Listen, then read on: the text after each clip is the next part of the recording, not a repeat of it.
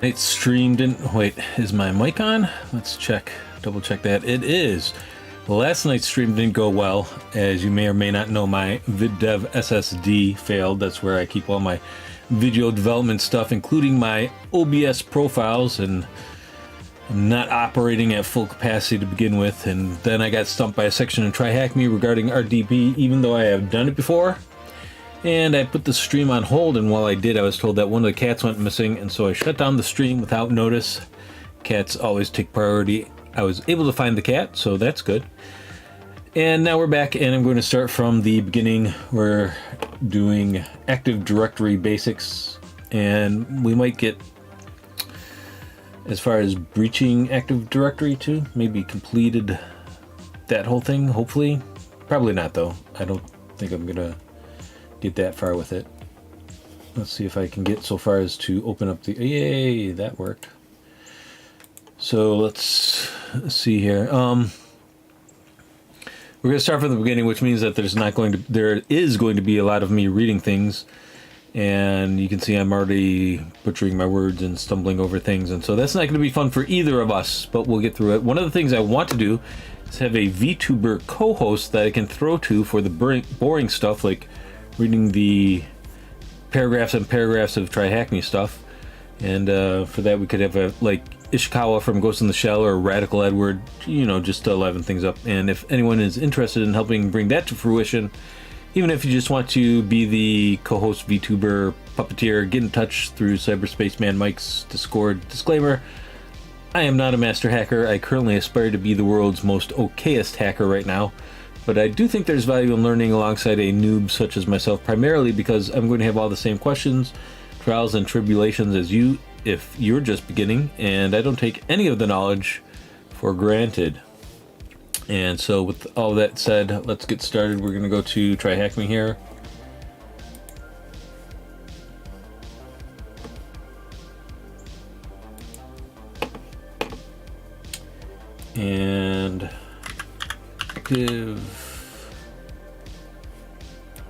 And active directory basics comes up first. All right.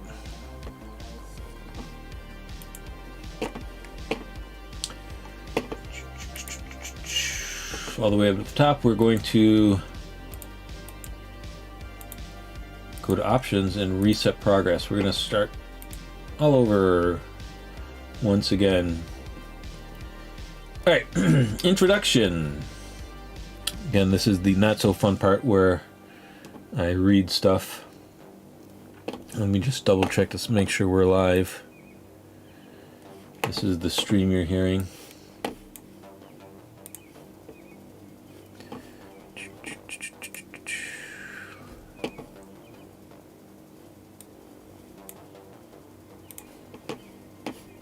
Bear with me.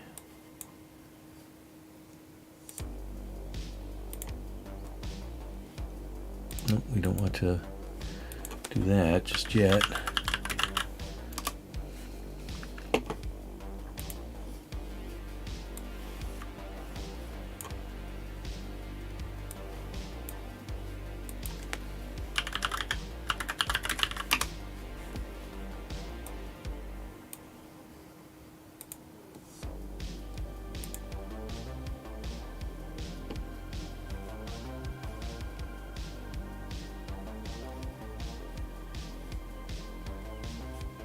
It's not really apparent that we're live right yet.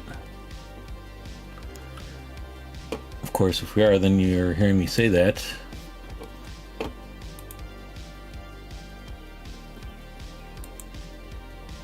Nope, we are live. Okay. So far, so good, except for the awkward pauses as I check to see if we're live.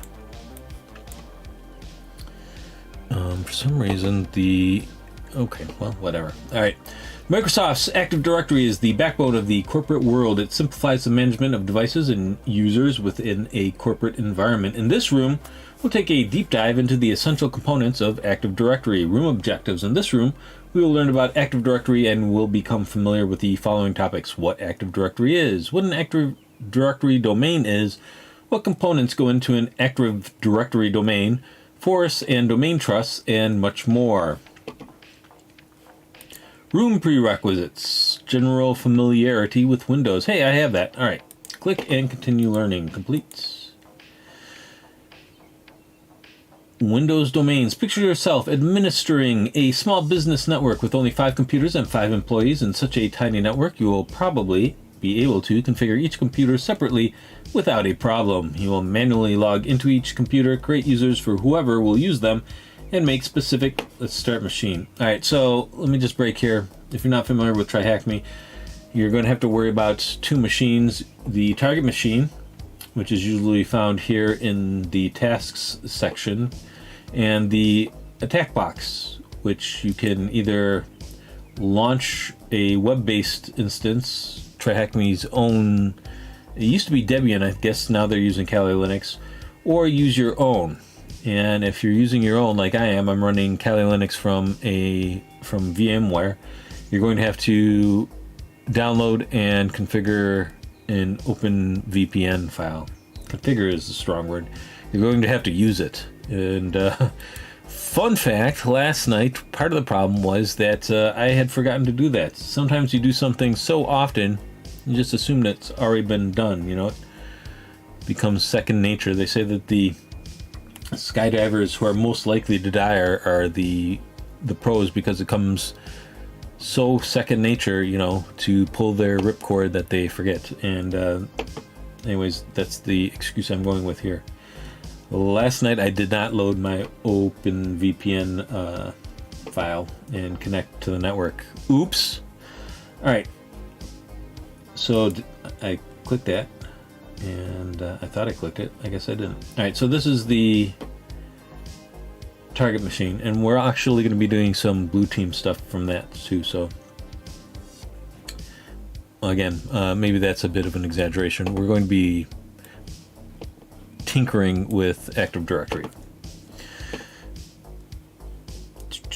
If a user's computer stops working, you will probably go to their place and fix the computer on site. While this sounds like a very relaxed lifestyle, let's suppose your business suddenly grows and now has 157 endpoints and 320 different users located across 4 different offices. Would you still be able to manage each computer as a separate entity, manually configure policies for each of the users across the network, and provide on-site support for everyone? The answer is most likely no. No, of course not. To overcome these limitations, we can use a Windows domain. Simply put, a Windows domain is a group of users and computers under the administration of a given business. The main idea behind a domain is to centralize the administration of common components of a Windows computer network in a single repository called Active Directory. The server that runs Active Directory services is known as a domain controller. It controls the domain. The main advantage of having a configured Windows domain are centralized identity management. All users across the network can be configured from Active Directory with minimum effort. Managing security policies. You can configure security policies directly from Active Directory and apply them to users and computers across the network as needed. A real-world example. If this sounds a bit confusing, chances are that you have already interacted with a Windows domain at some point in your school, university, or work. In school university networks, you will often be provided with a username and password that you can use on any of the computers available on campus. Your credentials are valid for all machines because wherever you input them on a machine, it will forward the authentication process back to the Active Directory where your credentials will be checked. Thanks to AD, your credentials don't need to exist in each machine and are available throughout the network. AD is also the component that allows your school university to restrict you from accessing the control panel on your school university machines. Policies will usually be deployed throughout the network so that you don't have administrative privileges over those computers. During this task, we'll assume the role of the new IT admin at THM Inc. As our first task, we have been asked to review the current domain thm.local and do some additional configurations. You will have administrative credentials over a pre-configured domain controller to do the tasks. Be sure to click the Start Machine button now. I already did that, as you'll use the same machine for all the tasks. This should open a machine in your browser. Should you prefer to connect to it via RDP, you can use the following credentials. All right. Note, when connecting via RDP, use THM's /administrator as a username to specify you want to log in using the user administrator on the THM domain. Since we will be connecting to the target machine via RDP, this is also a good time to start the attack box. Unless you are using your own machine, which we are. We're using Kali running as a VM on VMware. Alright.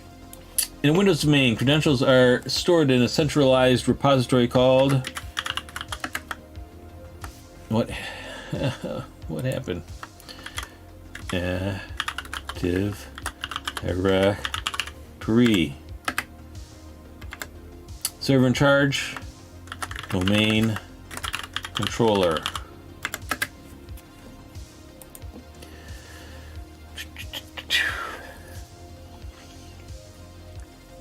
The core of any Windows domain is the Active Directory service. This service acts as a catalog that holds the information of all the objects that exist on your network. Amongst the many objects supported by AD, we have users, groups, machines, printers, shares, and many others. Let's look at some of them. Users are one of the most common object types in Active Directory. Users are one of the objects known as security principals, meaning that they can be authenticated by the domain and can be assigned privileges over resources like files or printers. You could say that a security principal is an object that can act upon resources in the network. Let me read that part again because that's a good way of visualizing it. You can say that a security principal is an object that can act upon resources in the network, and users are one of the objects known as security principals, so they can act upon resources in the network. Users can be used to represent two different types of entities. People. Users will generally represent persons in your organization that need to access the network, like employees. Services. You can also define users to be used by services like IIS or MSSQL. Every single service requires a user to run, but service users are different from regular users as they will only have privileges needed to run their specific service. Every single service requires a user to run? Machines. Machines are another type of object within Active Directory. For every computer that joins the Active Directory domain, a machine object will be created. Machines are also considered security principals. That means that they can act upon resources in the environment and are assigned an account just like any other regular user. This account has somewhat limited rights within the domain itself. The machine accounts themselves are local administrators on the assigned computer. They are generally not supposed to be accessed by anyone except the computer itself, but as with any other account, if you have the password, you can use it to log in. Note, machine account passwords are automatically rotated out and are generally comprised of 120 random characters. Alright, so good luck brute forcing those. Identifying machine accounts is relatively easy. They follow a specific naming scheme. Machine account name is the computer's name followed by a $sign. For example, a machine named DC01 will have a machine called DC01 $sign, dollar bill, y'all. Security groups. If you are familiar with Windows, you probably know that you can define user groups to assign access rights to files or other resources to entire groups instead of single users. Oh my god. That one was like a Dr. Seuss phrase. This allows for better manageability as you can add users to an existing group. This is why I need a VTuber co-host to throw to read all this, or read some of it. And they will automatically inherit all of the group's privileges. Security groups are also considered security principals and therefore can have privileges over resources on the network. Groups can have both users and machines as members if needed. Groups can include other groups as well. Several groups are created by default in a domain that can be used to grant specific privileges to users. As an example, here are some of the most important groups in a domain. Domain admins. Users of this group have administrative privileges over the entire domain. The keys to the kingdom. By default, they can administer any computer on the domain, including the DCs. Server operators. Users in this group can administer domain controllers. They cannot change any administrative group memberships. Backup operators. Users in this group are allowed to access any file, ignoring their permissions. They are used to perform backups of data on computers. Account operators. Users in this group can create or modify other accounts in the domain. Domain users, includes all existing user accounts in the domain computers, all the computers in the domain controllers, all the DCs on the domain. You can obtain the complete list of default security groups from the Microsoft documentation, and that's a link if you want to read that. Active Directory users and computers. Oh, I appreciate that. I will attempt to kick ass, but results may vary. 2 in the morning there, I understand. Get well rested and be ready for the Active Directory Basics Challenge and potentially breaching Active Directory in the morning. Thank you very much for tuning in, though. I appreciate it. To configure users, groups, or machines in Active Directory, we need to log into the domain controller and run Active Directory users and computers from the Start menu. This will open up a window where you see the hierarchy of users, computers, and groups that exist in the domain. These objects are organized into organizational units, which are container objects that allow you to classify users and machines. OUs are mainly used to define sets of users with similar policing requirements. Policing? The people in the sales department of your organization are likely to have a different set of policies applied than the people in IT, for example. Keep in mind that a user can only be part of a single OU at a time. All right. We're going to type in users here.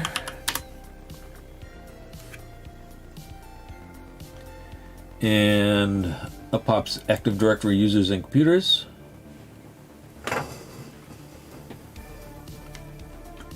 Alright, so we have THM, IT, management, marketing, sales, research and development.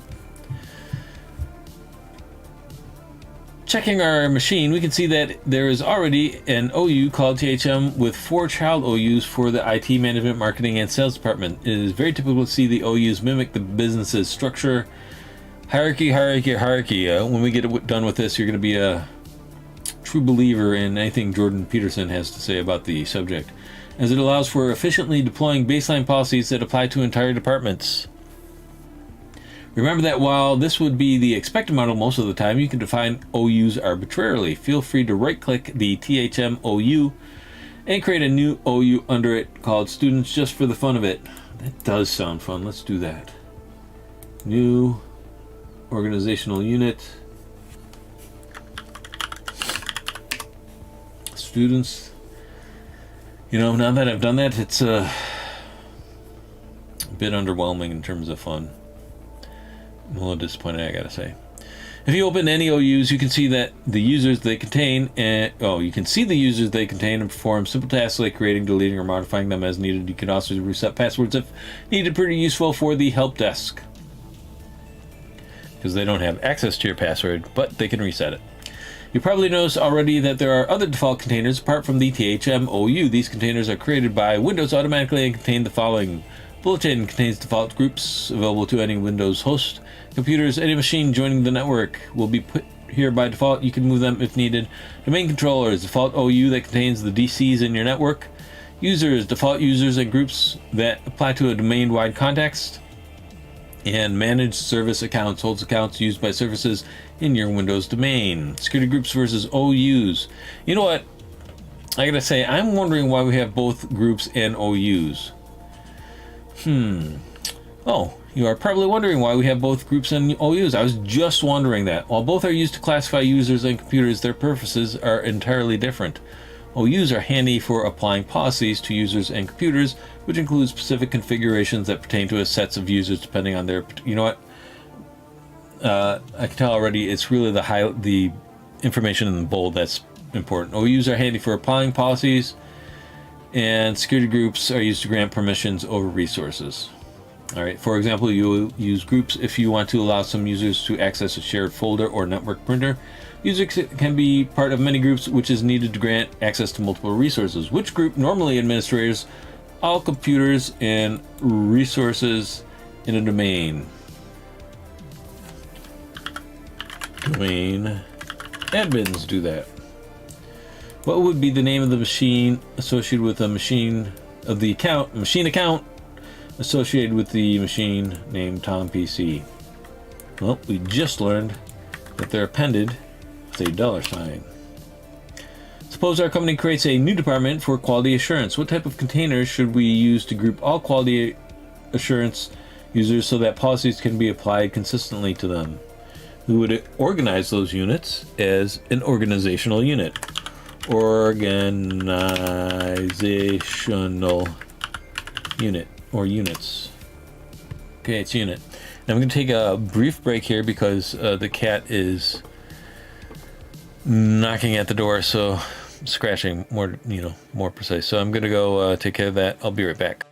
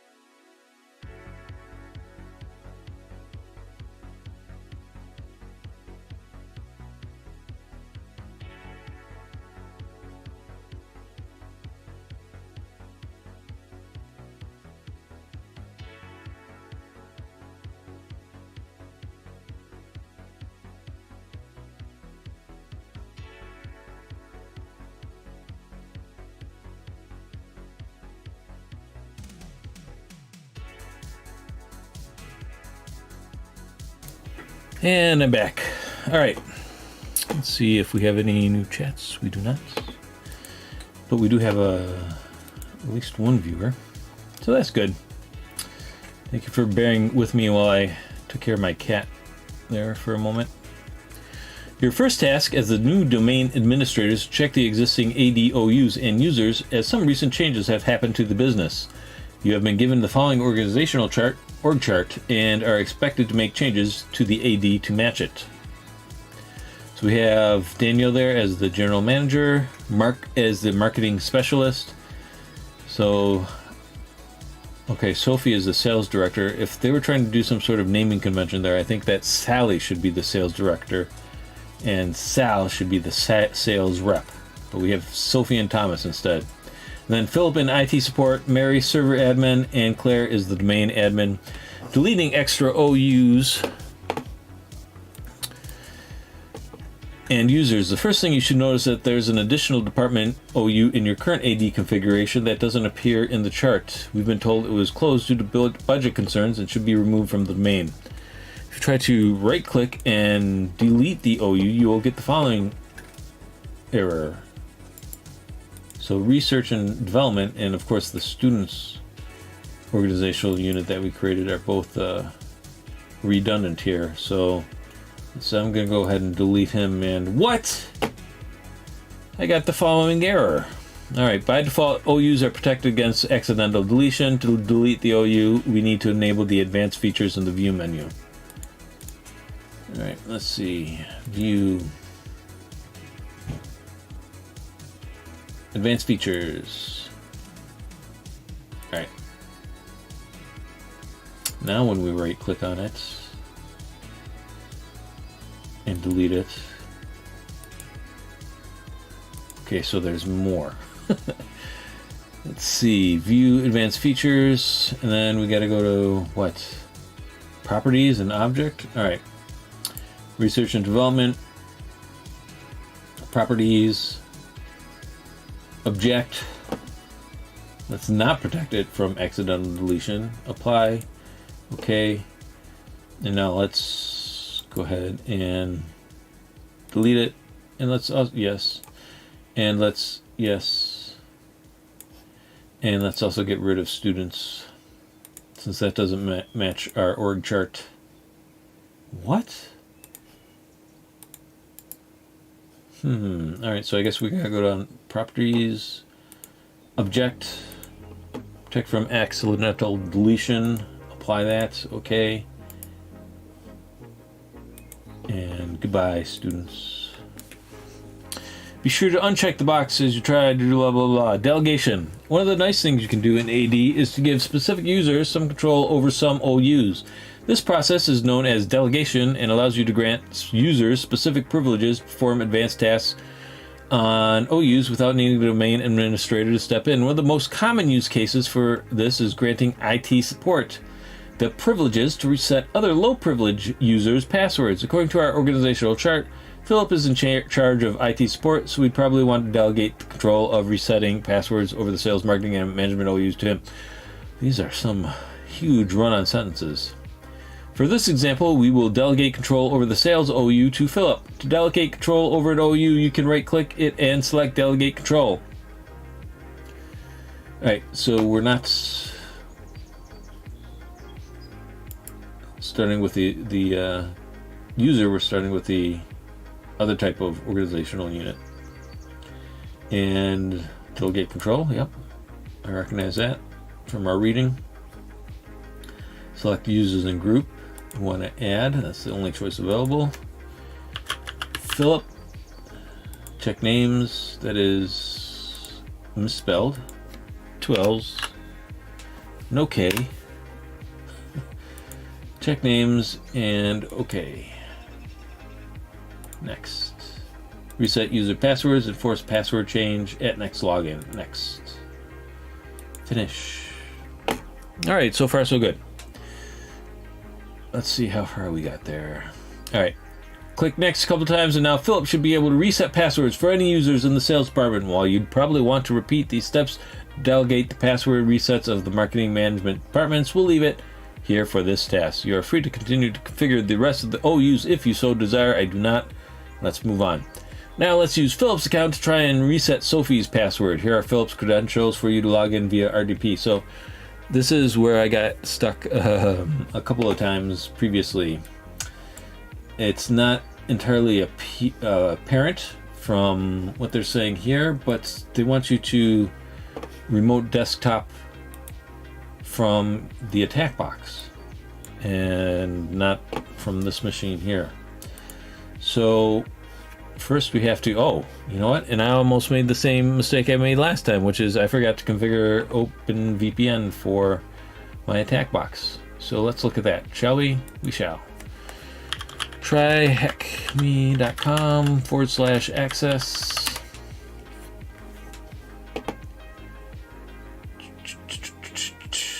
And of course you can use the web-based attack machine, but it's so laggy and my hit confirms on it just don't work. So we're going to go to the access page and download configuration file. And it's here, Mike J. Kelly 1 OpenVPN. So one of the things I like to do sometimes, I'm not going to do it this time because that's easy enough to remember, but sometimes when you download some of these task files and it's hard to remember the name, you can go into the file system, go to the downloads folder, and just rename it to something easy like 123.ovpn. You know what?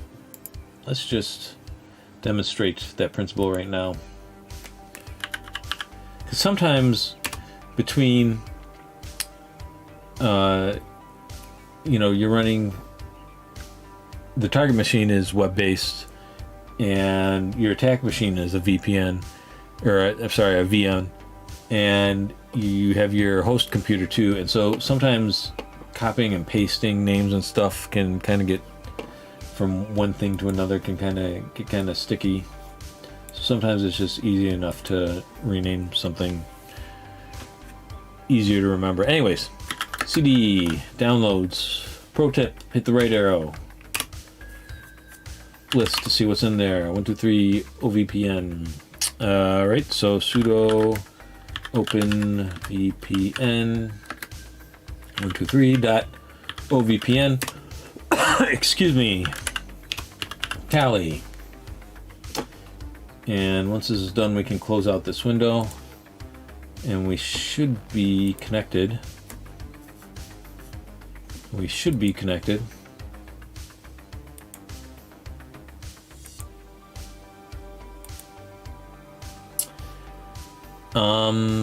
The question is this a false negative?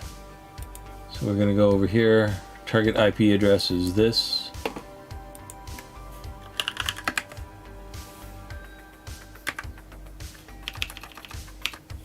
(122.72).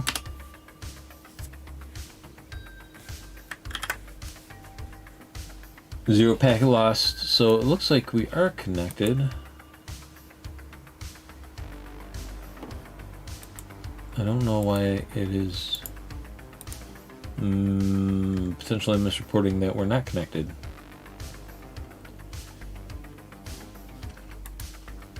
I am going to proceed with confidence that we are connected. All right.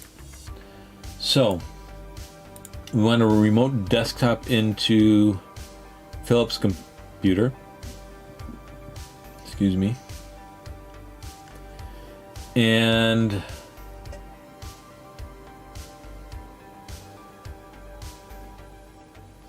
I think that's the same computer as 10.10.122.72. So what we're going to do is we're going to do our desktop without any parameters.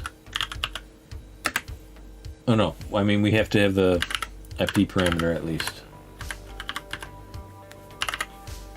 72. And it's you can pass in parameters like username and password and stuff, but it's easy enough to just do the IP and then it will bring this up. It goes straight to the GUI. JHM backwards facing / Philip and Claire 2008. And we're in. Remember, you got to say that. And we're in. All right. We want to run PowerShell now, it looks like. Well, you may be tempted to go to Active Directory users and computers like we just did over here to try and test Philip's new powers. He doesn't really have the privileges to open it, so he'll have to use other methods to password resets. In this case, we'll be using PowerShell to do so. All right. So PowerShell, and we're just gonna copy this in. And I'm gonna tell you a pro tip here.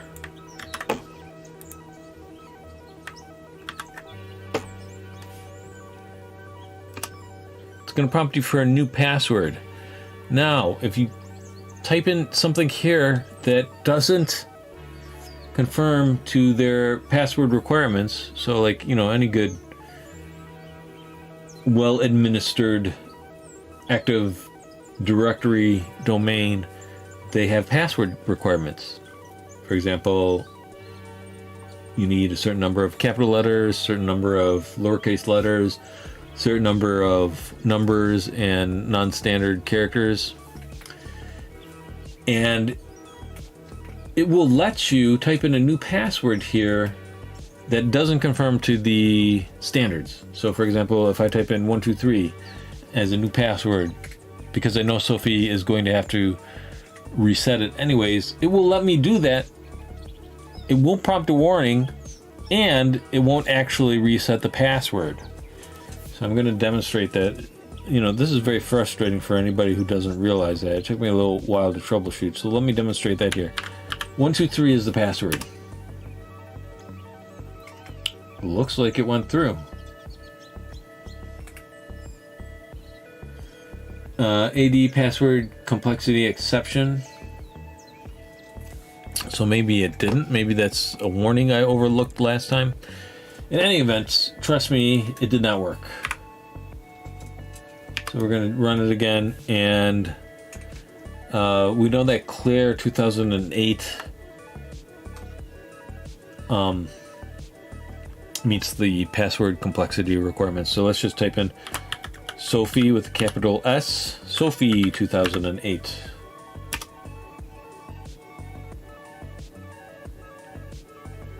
And see, it's the same,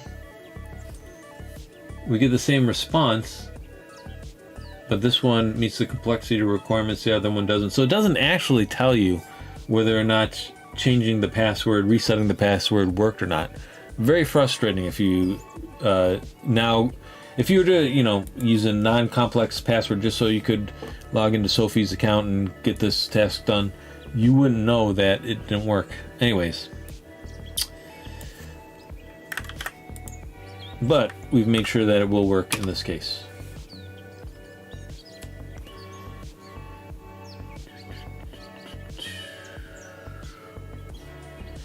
Alright. So let's close this out and run our desktop again. And this time we're going to log in. Good movie. A little too close to home though. As Sophie. And her password is Sophie, capital S, and then 2008. Maybe it didn't work. Sophie, 2008.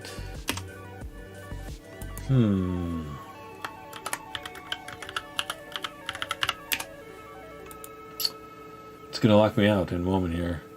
I have the name spelled right.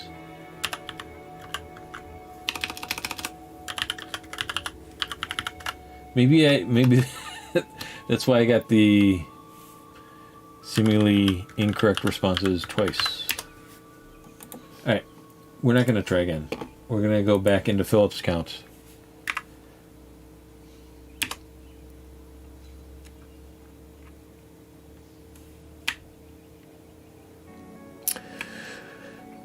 The only comment we have is, we'll watch you kick ass tomorrow, and I'm feeling like I'm letting Smeg head down.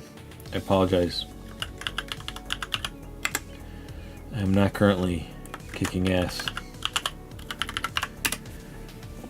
What did I do? Oh, THM.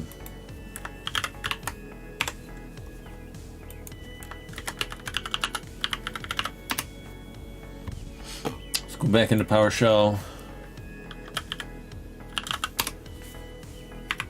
Oh, we can go. Let's store the history. New password.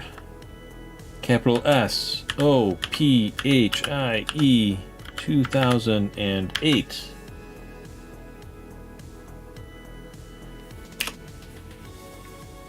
I'm getting the red. The password does not meet the length. Why not? Okay, so I didn't read the error message closely enough. Why does Claire 2008 work and Sophie doesn't? Let's try again.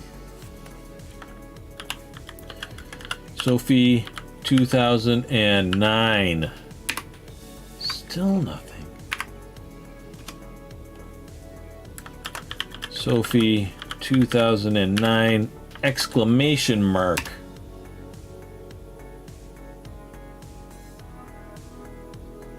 At line 1, character 1. What is going on?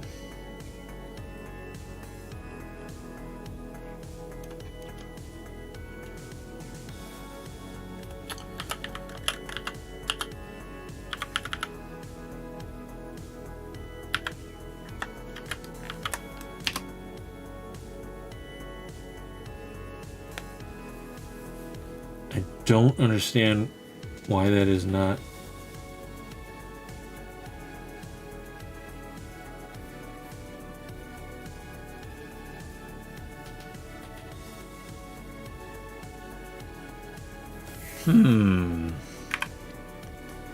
This worked last time. I used Sophie 2008 and it worked. Maybe there's a maximum level? How do you clear screen here on PowerShell? Probably, is it the same as...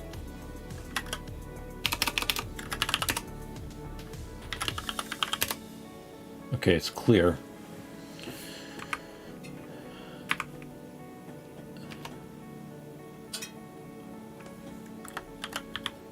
Sophie 123.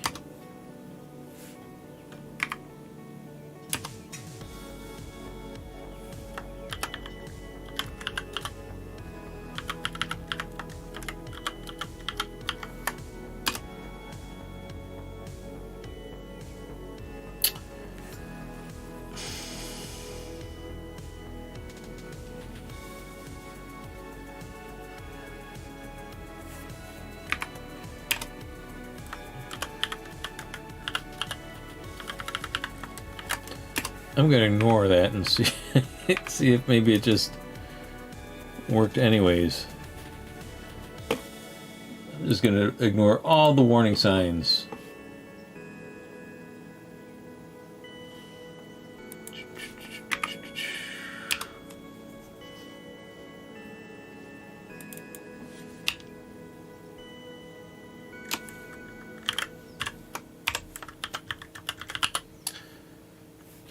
Lowercase Sophie.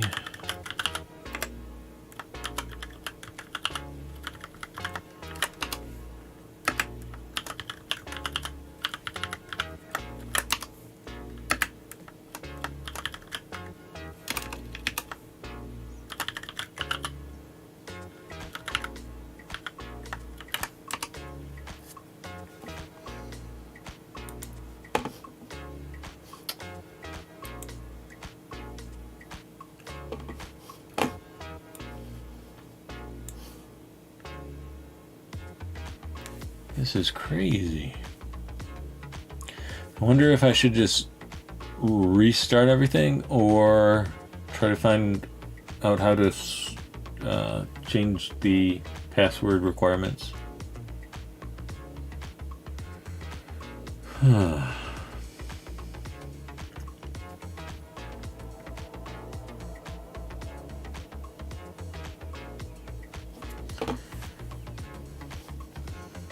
This is very frustrating. I'm gonna try one more time.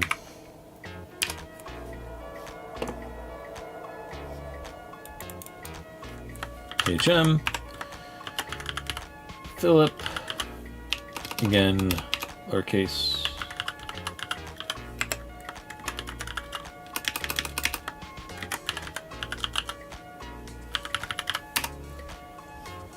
Why does Philip get away with such a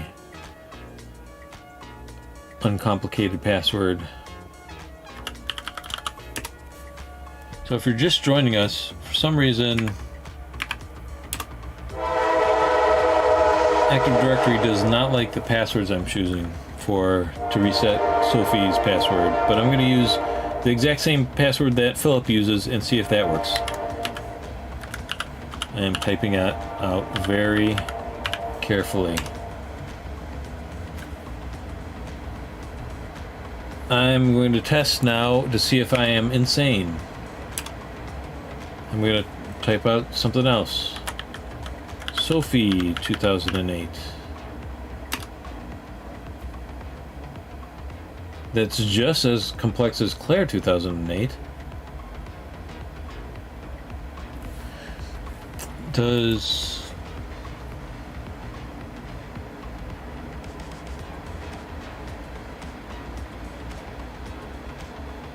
It doesn't specify what password we should give her. Alright. Theories, leave theories in the comments, because I don't know what's going on. Claire 2008 satisfies the requirements. Sophie 2008 does not.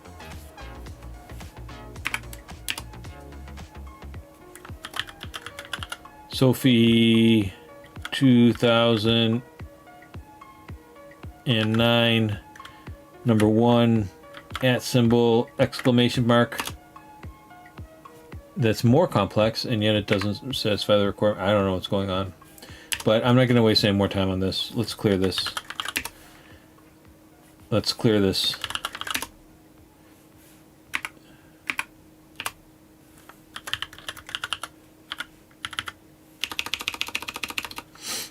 Claire 2008 is the only acceptable password on this Active Directory domain anywhere within the organization. It's the only password you can have.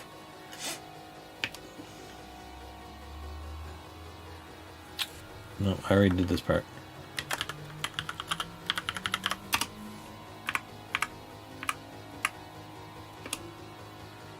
Alright, whatever. I'm curious, but I'm not that curious about this. Our desktop. retrying.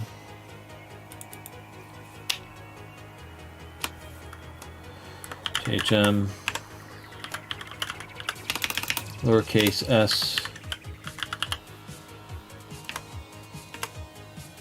and Claire, if I could spell, Claire 2008, the only acceptable password anywhere on THM Inc.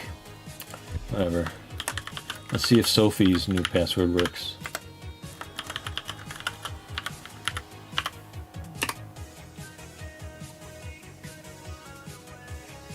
Oh, man.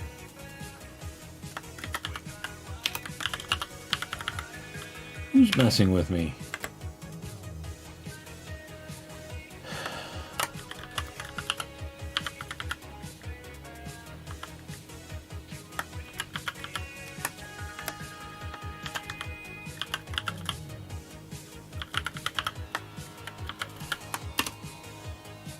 What the heck?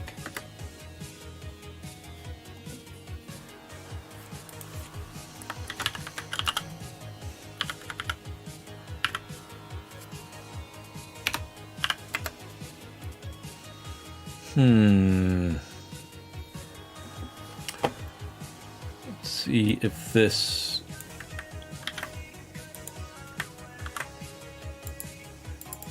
I can't paste?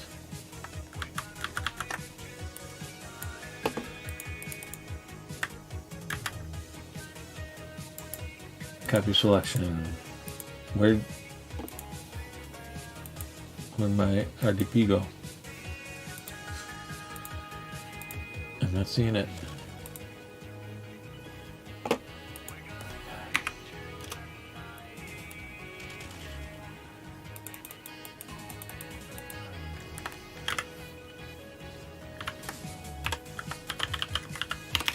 Lowercase.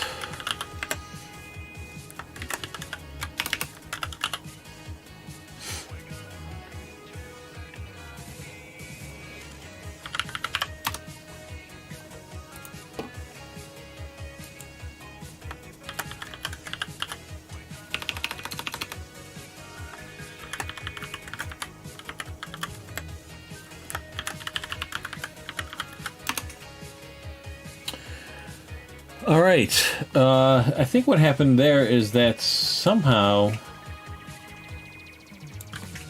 maybe, I don't even want to venture a guess what happened, but the password I used was Goomba, capital G, and then 2009. If that hadn't worked, what I would have done was just go back into PowerShell and not require her to reset her password when she logged in, if for no other reason than that we can get the flag here. All right, that was ridiculous. So ridiculous. Where'd my... Oh. But we got through it, and that's the important part. You know, and that's, again, that's the value of doing this along with me, is that I'm going to make a lot of mistakes, and there's going to be plenty of opportunities for troubleshooting. Process of granting privileges to a user over some OU or other AD object is called delegating or delegation. It's delegation. I'm dating myself with that reference. No one else will date me. By default, all the machines that join a domain except the DCs will be put in the container called computers. If we check our DC, we'll see that some devices are already there. All right. Let's go back into here. Excuse me.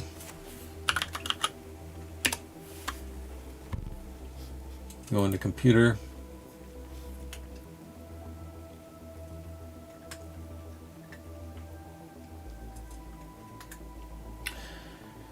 LPT, LPT, LPT, PC, PC, PC. I wonder what the LPT stands for. SRV is service. We can see some servers, or servers, I guess. Some laptops. Those are laptops then. Now I know. All right, some PCs corresponding to the users in our network. Having all of our devices there is not the best idea, since it's very likely that you want different policies for your servers and the machines and regularly blah, blah, blah, blah, blah. While there's no golden rule on how to organize your machines, an excellent starting point is segregating devices according to their use. In general, you'd expect to see devices divided into at least 3... Oh my god, is my micro... Okay, my mic is on. Oh man. This is why I need feedback in the form of a chat. Alright. Workstations are one of the most common devices within an Active Directory domain. Each user in the domain will likely be logging into a workstation. This is the device they will use to do their work or normal browsing activities. These devices should never have a privileged user signed into them. Servers. Servers are the second most common device within an Active Directory domain. Servers are generally used to provide services to users or other servers. Domain controllers are the third most common device within an Active Directory domain. Domain controllers allow you to manage the AD domain. These devices are often deemed the most sensitive devices within the... You know how I remember that? Domain controllers control the domain. So that's a mnemonic you can use. The network, as they contain hashed passwords for all user accounts within the environment. Since we are tidying up our AD, let's create 2 separate OUs for workstations and servers. We'll be creating them directly under the THM local domain controller. Alright, so here, we're here, not here. Don't mistake that from here. We're here. In the end, you should have the following OU structure. Okay. So they want us to add workstations and servers. Okay, well, alright. New organizational unit, I guess. Workstations. New organizational unit, I guess. Servers. Now move the personal computers and laptops to the workstations OU. Okay, alright.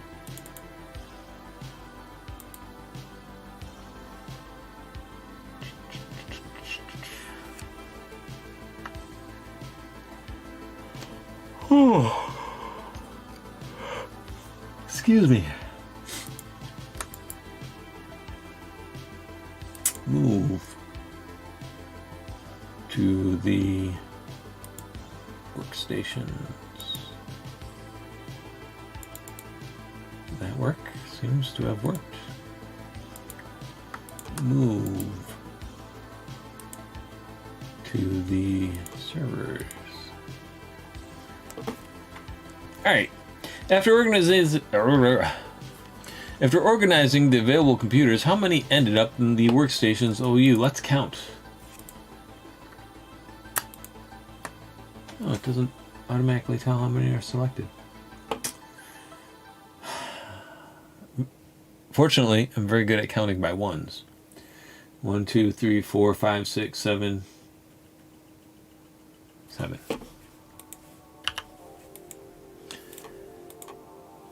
7. Is it recommendable to create separate OUs for servers and workstations? Yay or nay? I give it a yay. Group policies. I mean, this room, it did not lie. This is truly Active Directory basics. So far, we have organized users and computers in OUs just for the sake of it, but the main idea behind this is to be able to deploy different policies for each OU individually. That way, we can push different configurations and security baselines to users depending on their department. Windows manages such policies through group policy objects. Excuse me. Group policy objects are simply a collection of settings that can be applied to OUs. GPOs can contain policies aimed at either users or computers, allowing you to set a baseline on specific machines and identities. To configure GPOs, you can use the Group Policy Management tool available from the Start menu. Oh, if you want us to do that. Group Policy Management. Did I say, what did I say? Yes. Alright. The first thing you will see when opening it is your complete OU hierarchy as defined before. To configure group policies, You first create a GPO under group policy objects and then link it to the OU where you want the policies to apply. As an example, you can see that there are some already existing GPOs in your machine. So let's see, where are we looking for here? Default, you have selected a link to a group policy object. Except for changes to link properties, changes you make here are global to the GPO and will, okay.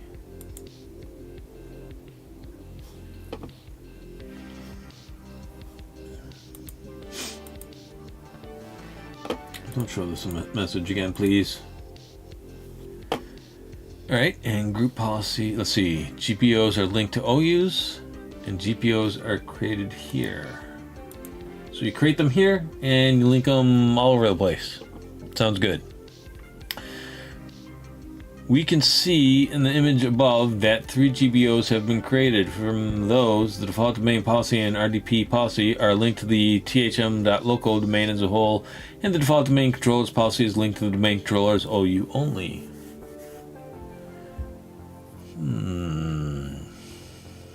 We can see in the image above that. Blah, blah, blah, blah. My brain has turned to mush ever since that Sophie's password problem. You know what? I am going to verbalize what I think happened. I think it actually did require it record. I'm going to try to verbalize. So I think I used those passwords before, and it saved the history, the password history, and that's why it violated the policy.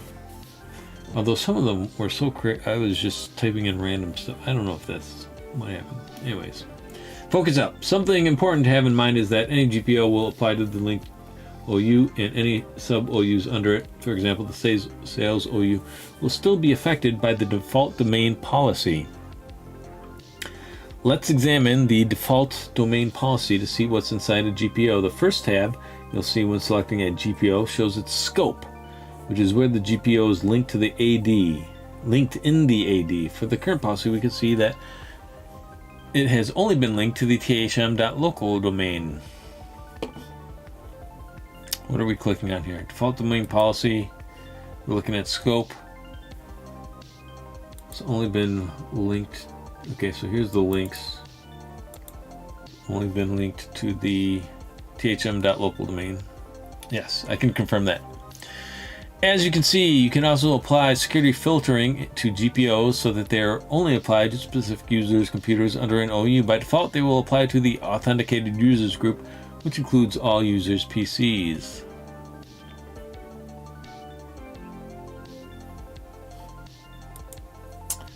I can confirm that as well. The Settings tab includes the actual contents of the GPO and lets us know that what specific configuration it applies. As stated before, each GPO has configurations that apply to computers only and configurations that apply to users only. In this case, the default domain policy only contains computer configurations.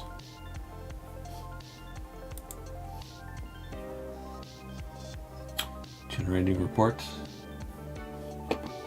Security settings, let's show those. Can confirm. Feel free to explore the GPO NOPE and expand on the available items using the show links. Oh, I did that already, darn. In this case, the default domain policy indicates really basic configurations that should apply to most domains, including password and account lockout policies. Is that true?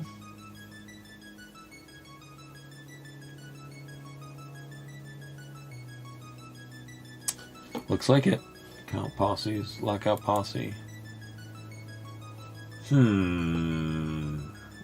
invalid login attempts? Does that mean?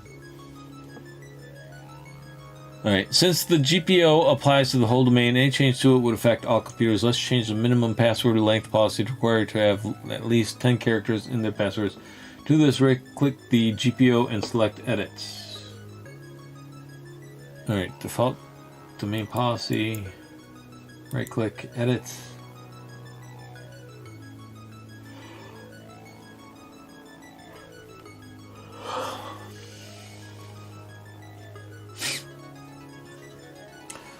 This will open a new window where we can navigate and edit all the available configurations. Change the minimum password length. Go to computer configurations. Okay. And then policies. Okay. And then Windows settings. Okay. And security settings. And then account policies. And password policy. And password length. Minimum password length is currently 7. We're going to change it to 8, 9, 10. Apply. As you can see, plenty of policies can be established in a GPO. While explaining every single of them would be impossible in a single room, do feel free to explore a little bit. I probably won't. As some of the just being honest, are straightforward. If more information on any of the policies is needed, you can double click them and read the Explain tab on each of them. Alright, GPO distribution. GPOs are distributed to the network via a network share called sysvol, which is stored in the DC. All users in a domain should typically have access to this share over the network to sync their GPOs periodically. I'm just taking that all in for my own edification. The sysvolume system volume share points to by default to the C Windows sysvolume directory on each of the DCs in our network.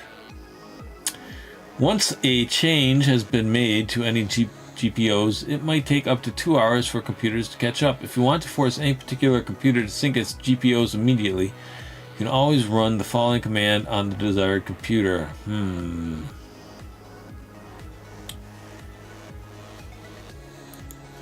I'm feeling a bit apprehensive because I was looking at some of my ChatGPT chats the other day, and one of them involved GPO. So apparently at some point I had questions about this, and I don't remember what those questions were or what the answers were.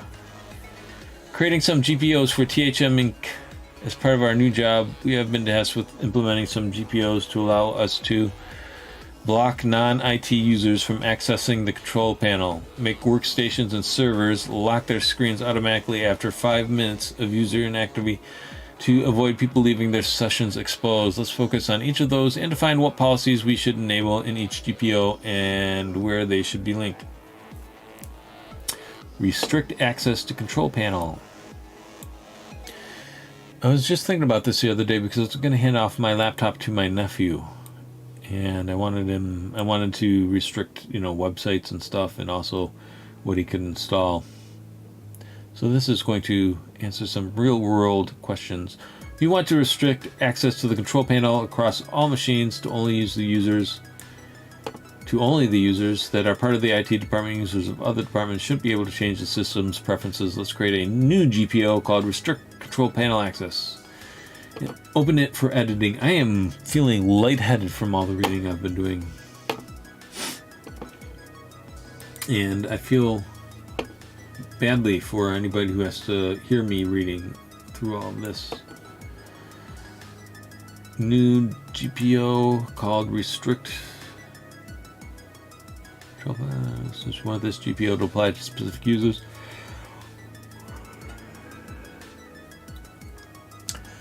We will look under user configuration for the following. For the following policy. Okay. You've already kind of lost me, and I'm fading quick here.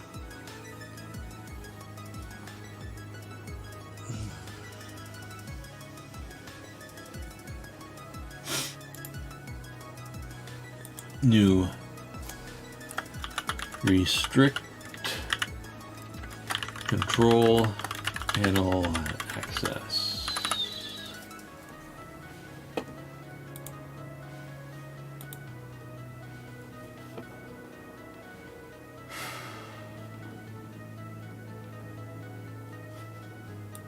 I'm in the wrong tab. I'm not seeing this.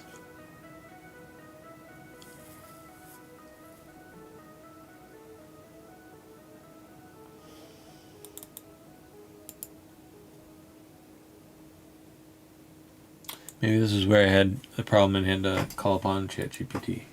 But I don't think this is exactly it. But I do remember kind of getting lost in the hierarchy here last time. Let's just close this up for a moment and see if anything looks familiar.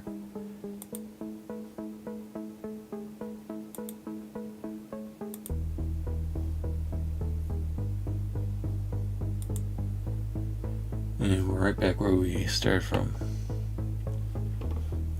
Restrict control panel access.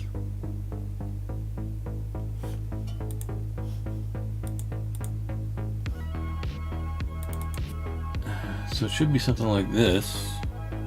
How do we maybe edit? Yay! Did I do the thing? I did the thing! Figured it out. Alright. I probably should have read this a little more carefully, but like I said, I'm kind of fading. You know what I need? I need caffeine. Permit me to open up and take a sip of my colas.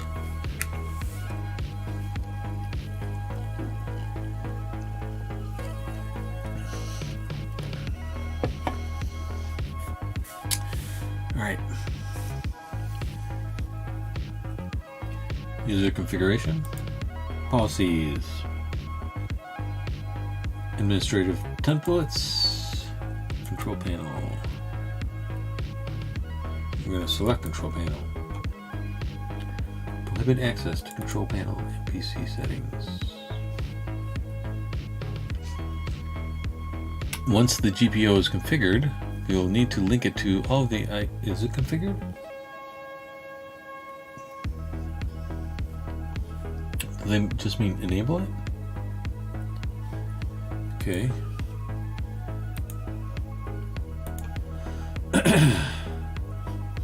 Wait, did I have to... It's enabled. Now we need to link it to all the OUs. Okay, corresponding users who should have access to the control panel. In this case, we will link to the marketing, management, and sales OUs by dragging the GPO onto each of them. Could it really be that simple? I'm skeptical. See, I've already, because we're no longer... Alright, let's go back. Oh, we drag it from here, right? Okay. So we're going to drag it onto management. I do. Thanks for asking. And marketing? Yes, I do. Thanks for confirming. And sales. Okay, now I feel like you're being passive aggressive with these quick questions at this point. I've just said yes the other two times. Auto lock screen GPO. For the first GPO, the room is cool. I feel like I'm bringing down the coolness level, or bringing it up, making it warmer. But hopefully you'll find it edifying and educational. And thanks for joining us and messaging me. I appreciate it.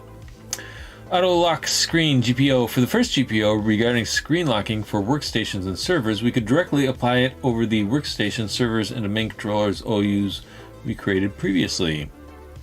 While this solution should work, an alternative consists of simply adding the GPO to the root domain, as we want the GPO to affect all of our computers. Since the workstation, servers, and main controller OUs are all child OUs of the root domain, they will inherit its policies. So we're going to create a policy, apply it at the root level, and it will wash out over the entire network and take effect. Note, you might notice that if our GPO is applied to the root domain, it will also be inherited by other OUs like sales or marketing. I do notice that.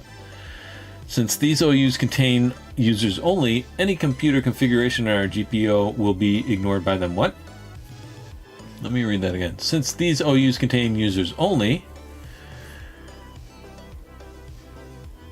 this is Active Directory, so it's kind of like Microsoft's version of Identity and Access Management. And I was looking at taking the PNPT certification course, And in pen test, and for any certification and pen testing as a job, you really need to know Active Directory. And it's part of, there's a red teaming path here on Tryhackme, and this is a big portion of that path. So, and I took some classes through TCM, the Cyber Mentor program. That's who distributes the PMPT certification. And taking those classes taught me that I had to start with the basics. So here we are, we're learning how to manage Active Directory, and then maybe later tonight or possibly tomorrow, we're going to learn how to breach Active Directory and basically work our way through the entire learning path. But yeah, I like Burp Suite too. Yeah, Active Directory makes up over 95% of all Fortune 500 companies' identity and access management. Like that's just, there's no avoiding it. So, and fun fact, it's remarkably insecure out of the box. Like the default settings, it's been in use forever, and so the default settings are still pretty pliable, malleable. There was another video that the Cyber Mentor, I'm blanking on his name right now, his real name, but he was on David Bombal recently demonstrating Active Directory hacking, and it's remarkable how easy it can be sometimes with just exploiting the default configurations. But yeah, I highly recommend it. And we're going to be doing a bunch of Active Directory stuff. There's a schedule on my site, cyberspacemanmike.com, when we're going to be live streaming all the stuffs. So I definitely, although that may change because we're already running behind, but basically Active Directory domain is, well, it's a domain. So you've got the domain controller and a bunch of, I guess this is kind of the best way to visualize it. So here we have machines in the domain and users in the domain, and Active Directory is kind of like a central, the domain controller is kind of like a centralized way to authorize users. I don't know if my brain is kind of running on its last brain cell right now. I don't know if I'm explaining that correctly or in a way that makes sense, but it's just identity and access management throughout an entire network. So it includes servers, workstations, and at the top of the keys to the kingdom is the domain controller. I'm glad because I wasn't really confident in my explanation. But yeah, important stuff.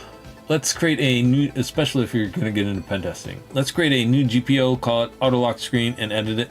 Policy to achieve what we want is located in the following route. And please feel free to ask any further questions. You can tell I'm kind of struggling to answering them. I'm new to this stuff myself, but we'll learn together. We'll get through it, and we'll become master hackers, hackermans. All right, so we wanted to create a new group policy object. We'll call it auto lock screen. New auto lock screen. My name is Otto, and I love to get blotto. Auto lock screen. Now we're going to edit it.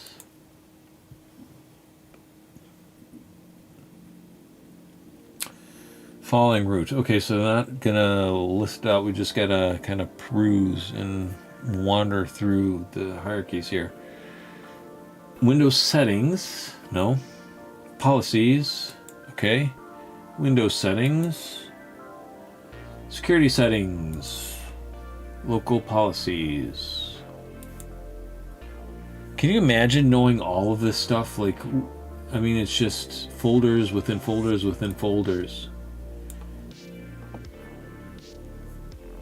And then security options, And we're not going to open it any further. We're just going to click on it. Interactive login, machine inactivity limits. There's not even is there not a search bar? I'm gonna have to use the alphabet? I hate the alphabet. Alright, interactive login, machine inactive limits. Interactive login.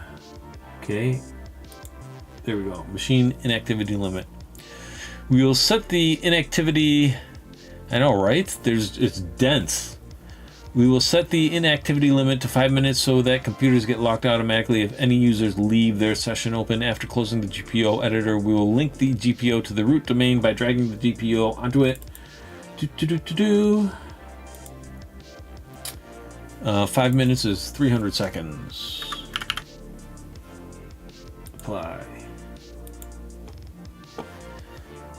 And now we close this out and we're just going to drag it where? By dragging the GPO to the root domain, right to the very top?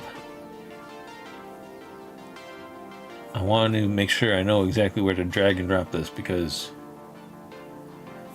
I want to screw up all of THM Inc.'s computers, so looks like it goes right there.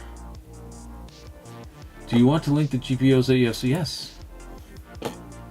And now this image looks like this image. That's how I work my way through Tryhackme. One of these things does not look like the other, but fortunately they do look like the other. So we've done the right thing. Once the GPOs have been applied to the correct OUs, we can log in as any users in either marketing, sales, or management for verification. For this task, let's connect via Once we can log in. Okay, I think that's a non sequitur.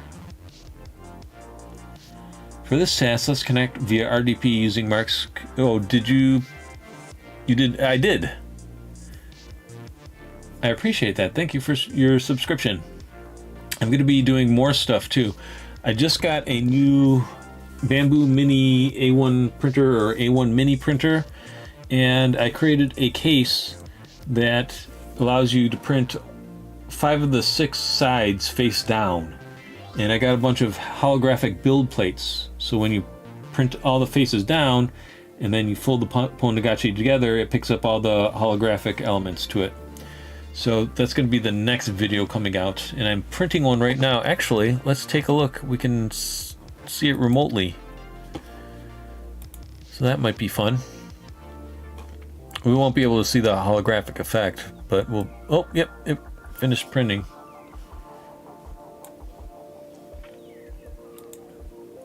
Oh, I'm kind of showing my printer number there. That's probably a bad thing. Alright, so there it is. And I 3D printed this too. This is where I'm putting all the build plates, storing them. I hope that's not a bad thing. Alright, just pretend that never happened because I don't want to turn off the stream. And then restart it. Mark's credentials. Thanks, I appreciate that. Again, new video coming up soon. I have some photos of some of the, I've been experimenting with different filaments and different holographic build plates, and so some of the experiments are up on my Discord server, Cyberspaceman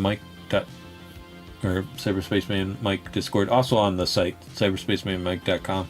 I think I have some images up there of it. And then on Reddit are Ponagachi. Alright, so we're going to connect via RDP. And again, they don't make it clear, but they want you to connect from the attack box. And to do that, our desktop and the IP of the target machine is all we need. We don't need to pass in any parameters because it's going to open up the GUI right away. And now we want to, let's snap this. Fun fact I learned, I think, yes, you can snap using the Windows key on your keyboard and the arrow keys, just like you would in a Windows environment. THM Mark. Oh, his name is capitalized. That's interesting. The other ones weren't. I thought that was the convention, but apparently not. All right, and Mark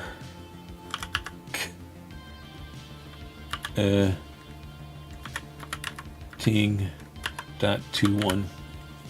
Let's see if that works. It worked. If we try opening the control panel, we should get a message indicating this operation is denied by the administrator. Let's try doing that.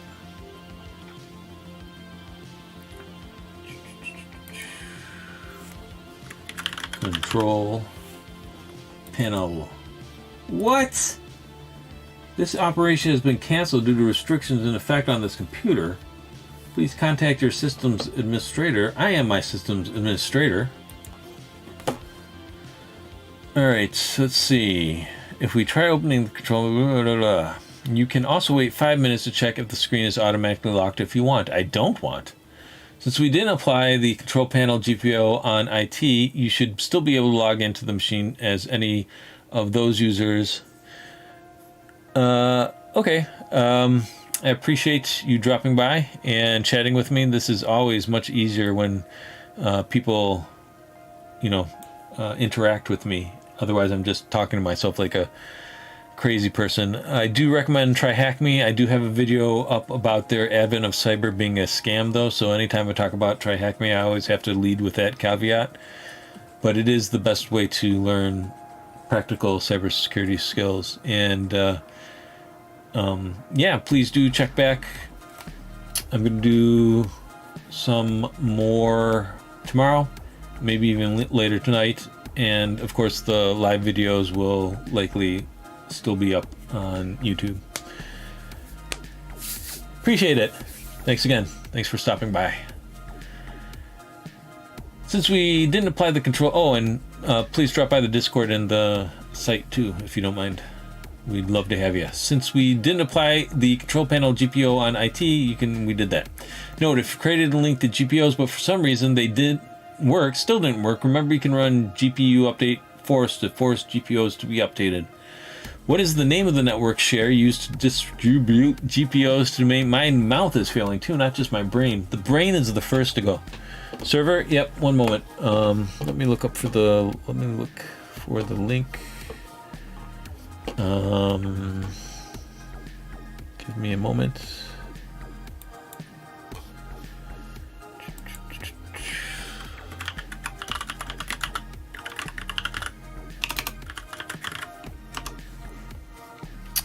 Should be right on the menu here. Can I copy this? Copy link address? I can.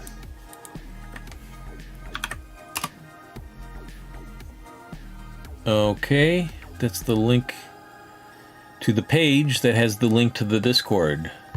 I'm the dude playing the other dude. And here is a more direct link. There we go. Hope to see you soon. Thank you. What is the name of the network share used to distribute GPOs to domain machines?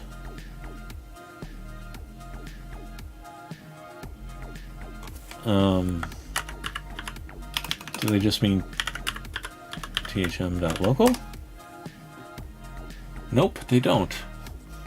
Let's open this up again.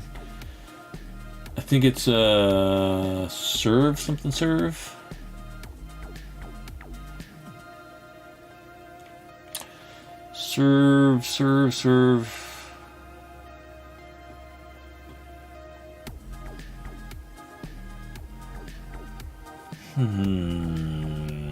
Did I go too far? Did I not go far enough?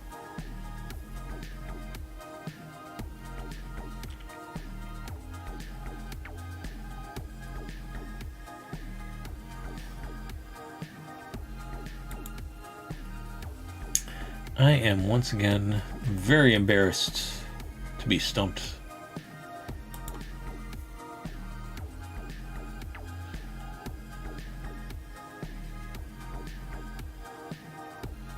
Are they talking about the... Okay, sysvol. That's serve sysvol. System volume. Very embarrassing. Can a GPO be used to apply settings to users and computers? Yay.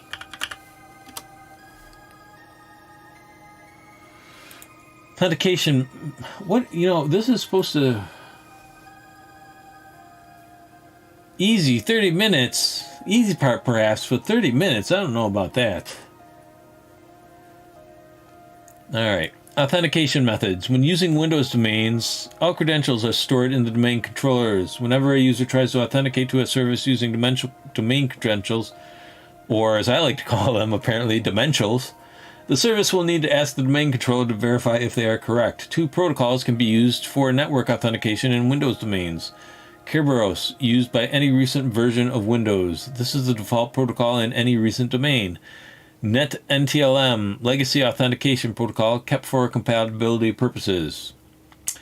And we're going to find out that NTLM is a way in. It's going to feature, I think, in the next room, which is Breaching 80, which I do not believe we're going to get to tonight because I'm fading fast. While NTLM should be considered obsolete, most networks will have both protocols enabled. Let's take a deeper look at how each of these protocols work. Kerberos authentication. It's a ticket granting system. Kerberos authentication is the default authentication protocol for any recent version of Windows. Users who log into a service using Kerberos will be assigned tickets. Think of tickets as a proof of previous authentication. I'm going to take a sip of soda.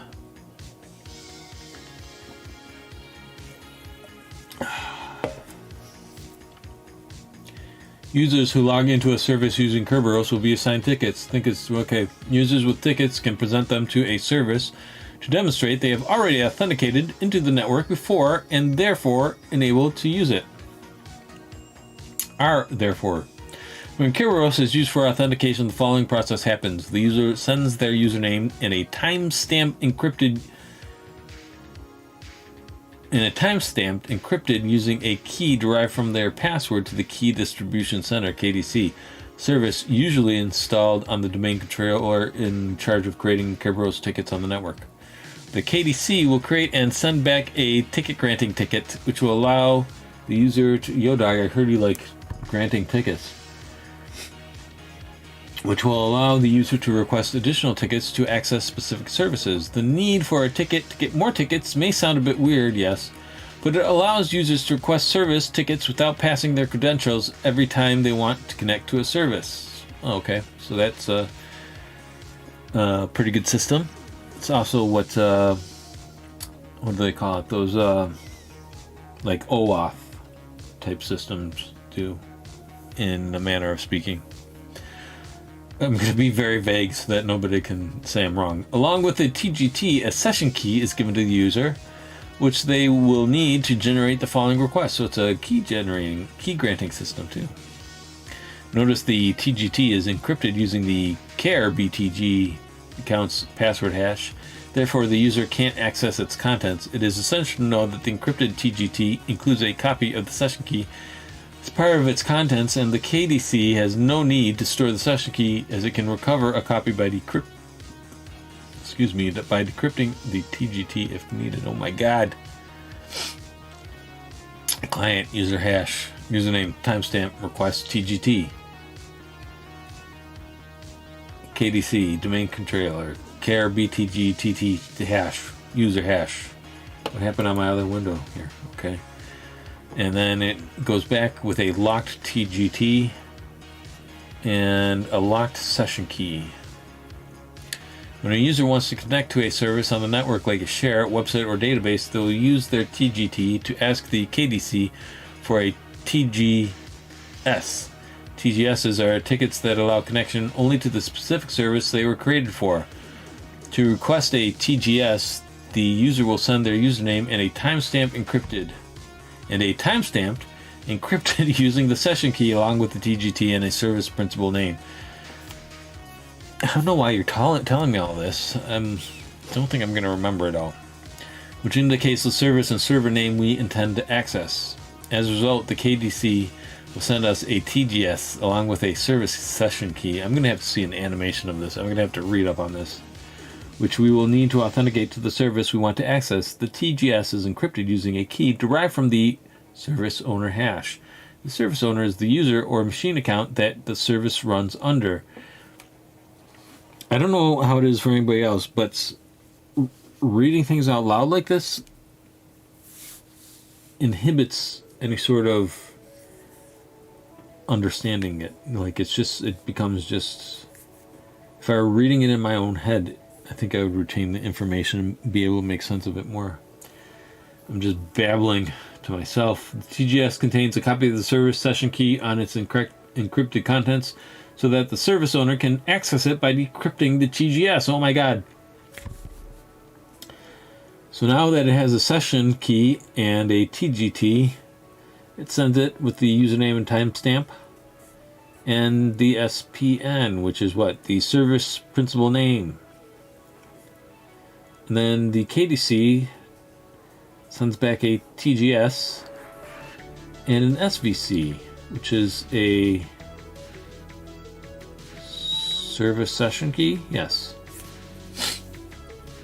What? They abbreviated service, but not session key.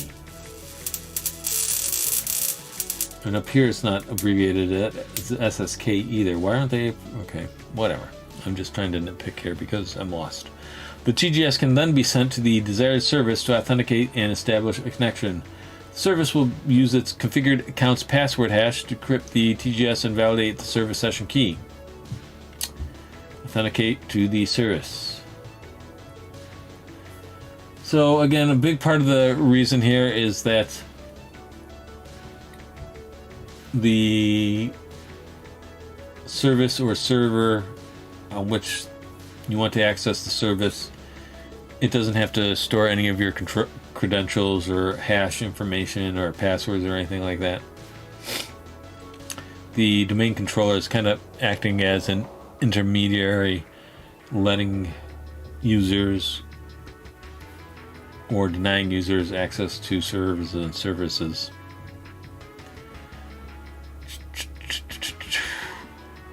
NTLM authentication works using a challenge response mechanism. The entire process is as follows. The client sends an authentication request to the server they want to access. The server generates a random number and sends it as a challenge to the client. The client combines their NTLM password hash with the challenge and other known data generated. The server forwards the challenge and the response to the domain controller for verification. The domain controller uses the challenge to recalculate the response and compares it to the original response sent by the client. If they both match, the client is authenticated. Otherwise, access is denied. The authentication result is sent back to the server. The server forwards the authentication result to the client. Note that the user's password or hash is never transmitted through the network for security. So again, a lot of this convolution is just to make sure that your passwords and hashes don't wind up on the wrong computer, or they don't wind up flying through the air or wires. Note the described process applies when using a domain account. If a local account is used, the server can verify the response to the challenge itself without requiring interaction with the domain controller, since it has the password hash stored locally on the SAN. And I think that's where it runs into problems, if I'm not mistaken, and I probably am mistaken. Well, a current version of Windows uses NTM not as the preferred authentication protocol, but it will probably be enabled, at least at the time of this writing. When referring to Kerberos, what type of ticket allows us to request further tickets known as TGS? What type of ticket? Ticket granting ticket? Is that what they mean? I'm just gonna throw this out there. Oh. When using NTLM, net NTLM is a user's password transmitted over the network. And no, we just learned, like, that's kind of the whole point. I mean, you're the one who wrote this. Wouldn't you know that? Why are you asking me? So far, we have discussed how to manage a single domain, the role of a domain controller, and how it joins computer servers and users' domain, DC root, thm.local. As companies grow, so do their networks. Having a single domain for a company is good enough to start, but one time, some additional needs might push you into having more than one. I'm stuffed up.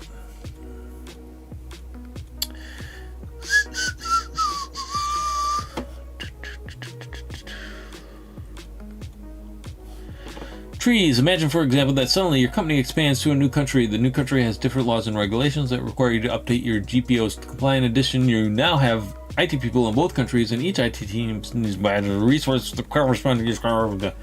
Well, you could create a complex OU structure and use delegations to achieve this. Having a huge AD structure might be hard to manage. And prone to human errors. Luckily for us, Active Directory supports integrating multiple domains so that you can partition your network into units that can be managed independently. If you have two domains that share the same namespace, those domains can be joined into a tree. This probably would only take 30 minutes if I didn't have to read everything out loud and I stopped to comment every so often. If our th.local domain was split into two subdomains for UK and US branches, you could build a tree with a root domain of thm.local and two subdomains,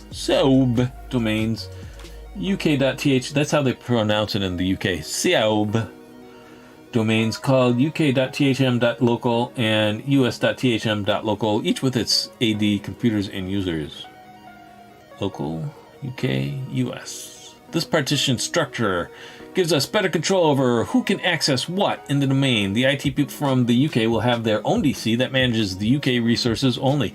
For example, a UK user would not be able to manage US users, and that way the domain administrators of each branch will have complete control over their respective DCs, but not other branches' DCs. Policies can also be configured independently for each domain in the tree. A new security group needs to be introduced when talking about trees and forests. The Enterprise Admins group will grant a user administrative privileges over all of an enterprise's domain. Each domain would still have its domain admins with administrative privileges over their single domains, and the Enterprise Admins who can control everything in the enterprise.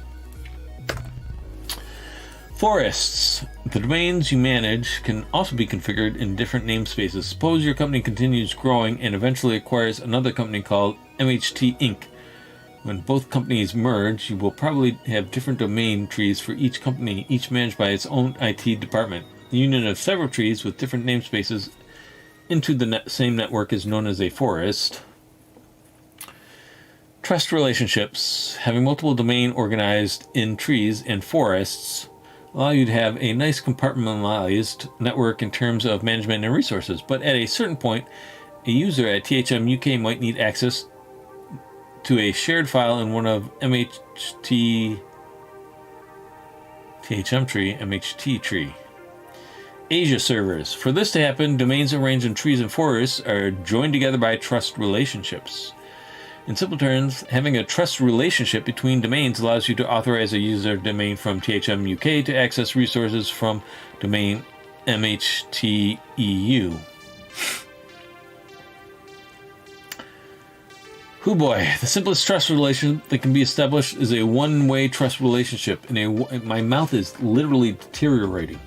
In a one-way trust, if domain AAA trusts domain BBB, this means that a user on 3B can be authorized to access resources on 3A. The direction of the one-way trust relationship is contrary to that of the access direction. Two-way trust relationships can also be made to allow both domains to mutually authorize users from the other. By default, joining several domains under a tree or forest will form a two-way trust relationship. It is important to note that having a trust relationship between domains doesn't automatically grant access to all resources on other domains. Once a trust relationship is established, you have the chance to authorize users across different domains, but it's up to you what is actually authorized or not. Is it really? Okay, it's 9:43. Why was I? Oh. Why is the clock on this so off? Is it off? It is. No, it's not. It's an hour ahead. Where'd everything go? Come back. I'm easily distracted. What is a group of Windows domains that share the same namespace call? It's called a tree. And I know that because tree has 4 letters and forest has more than 4 letters. What should be configured between 2 domains for a user in domain A to access a resource in domain B? A trust relationship. All right. So rather than 30 minutes, this took an hour and 45 minutes. So twice as long. Some of that was due to the insanity regarding the passwords for Sophie. So I don't know if we're gonna. I'm gonna take a long break, and maybe we'll do 1 or 2. I don't know if I want to start breaching AD tonight, just because sometimes resetting the network will throw, because I know we're not going to get through the entire thing tonight, and resetting the network sometimes has undesirable consequences. In this room we have shown the basic components. Oh my god. In this room, we have shown the basic components and concepts related to Active Directories and Windows domains. Keep in mind that this room should only serve as an introduction to the basic concepts, as there's quite a bit more to explore to implement a production-ready Active Directory environment. Yep. If you are interested in learning how to secure an Active Directory installation, I am not. I just want to break them. Be sure to check out the Active Directory hardening room. No, I will not. Not now, anyways. If, on the other hand, you'd like to know how attackers can take advantage of common AD misconfigurations and other AD hacking techniques, the compromising Active Directory module is the way to go. Huh.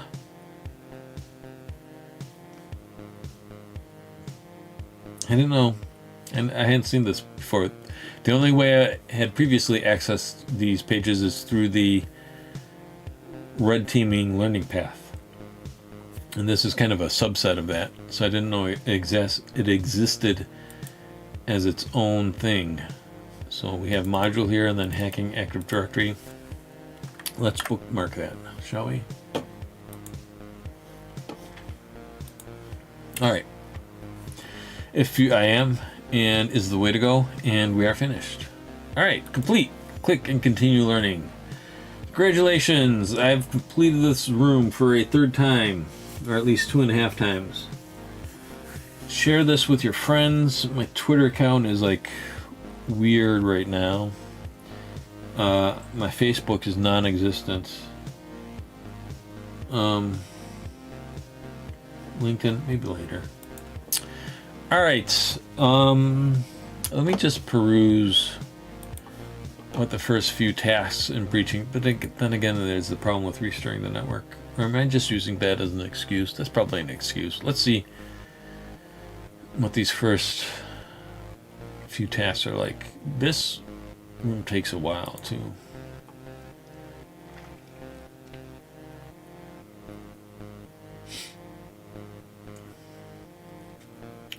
So this is all about linking gear, attack box, using OVPN. OSENT is just reading.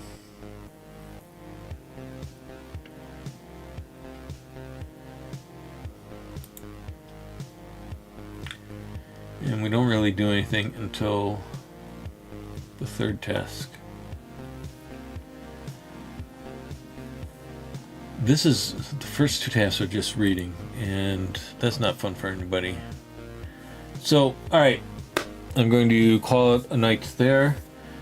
Thank you very much to Smeghead.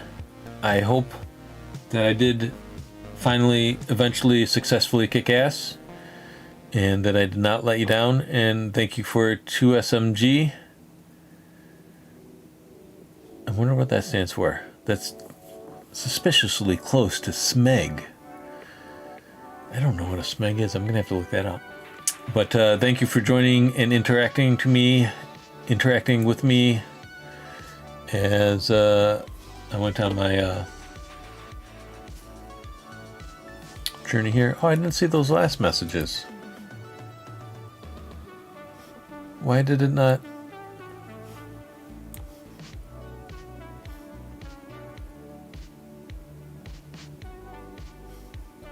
Oh, it's going down now.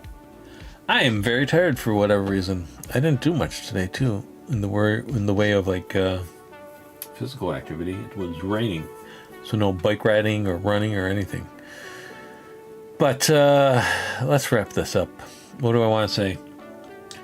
Join me tomorrow as we, at the very least, begin breaching AD. I don't know if we'll get through it. And be on the lookout for my new video coming up on the Foldish Agachi, in which I design and create 3D printable Ponagachi cases that can be printed with all 5 faces facing down to the bed and picking up holographic transfers.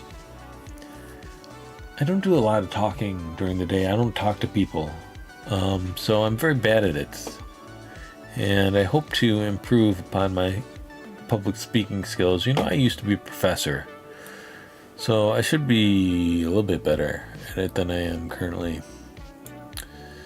This is not my best look. This angle makes it look like I'm wearing Groucho Marx glasses and nose disguise. Alright, we'll wrap it up there. Once again, join me tomorrow, Breaching AD. We're going to get through the entire, what they're calling a module. And be on the lookout for the new Foldish Agachi cases video. I think I'm going to entitle it something like, actually I have the title here somewhere.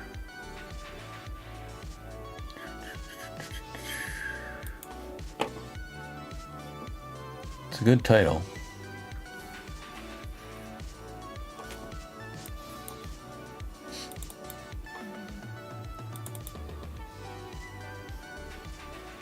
It's going to be called, I tested every holographic build plate for the A1 Mini by printing Ponagachis, or something similar.